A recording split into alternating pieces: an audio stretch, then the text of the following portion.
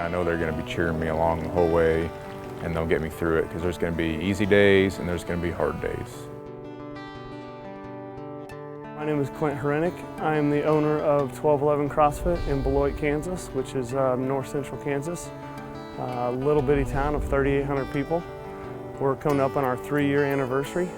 We have right around 150 members, so it's done awesome. This is my buddy Jake Haskett. He started almost from the very beginning. Started CrossFit about 3 years ago. We're at CrossFit headquarters, which is someplace I never knew we'd get, because Jake is getting ready to do something really selfless. He came up to me about 3 months ago and he said, "I'm landscaping, it's freezing cold in the winter. I'm thinking about just riding my bike across the country." And I was like, wow, good luck. About a month after that, so 2 months ago, he says, "You know, Clint, if I'm gonna do this, I wanna have a purpose. I wanna have something that drives me every day when I get up and keeps me going."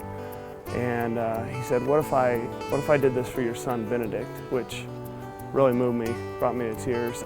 And Benedict is my 18-month-old son who has retinoblastoma, cancer of the eye, and 13q deletion. So he's had his left eye removed, and the 13q deletion is just going to be delays, and we're going to have therapies and stuff for the rest of his life. Biggest thing we're working on right now is watching for the cancer to go in the other eye, because he's predisposed to that because of the 13q.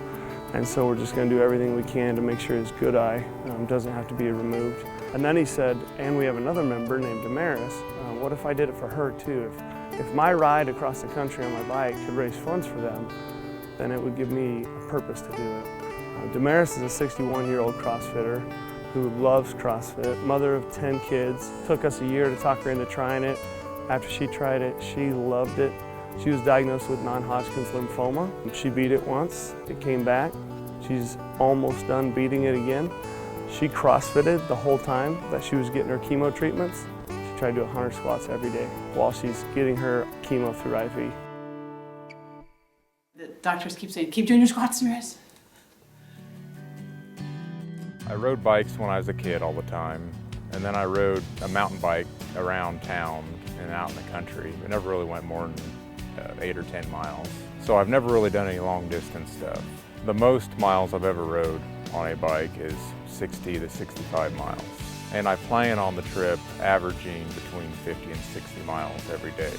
I'm starting this journey at CrossFit headquarters in Santa Cruz, California, and I'm going to end in St. Augustine, Florida, and it's roughly 3,800 miles.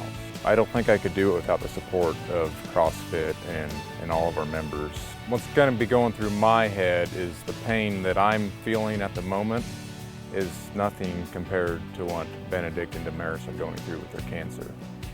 And that's going to get me through it, because I know it's nothing like what they're doing.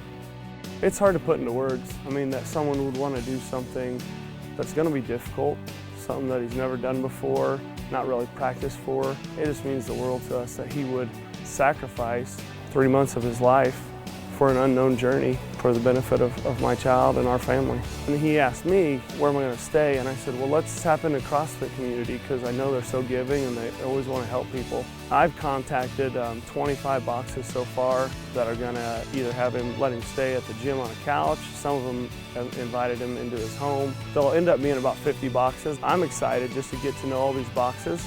He's going to GoPro where he's at, and then go see what's going on in class, talk to the owner. And then we'll try to post that as soon as we can, so everybody following can get to know 50 new gyms that they've never heard of.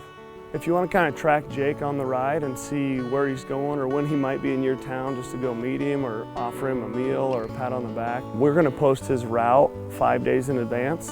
To everybody that's following Jake, stay behind him, pray for him. If he's coming through your town, just go say hi, give him a pat on the back. If you want to donate, great, but a pat on the back is going to keep him going too, so it'll be great.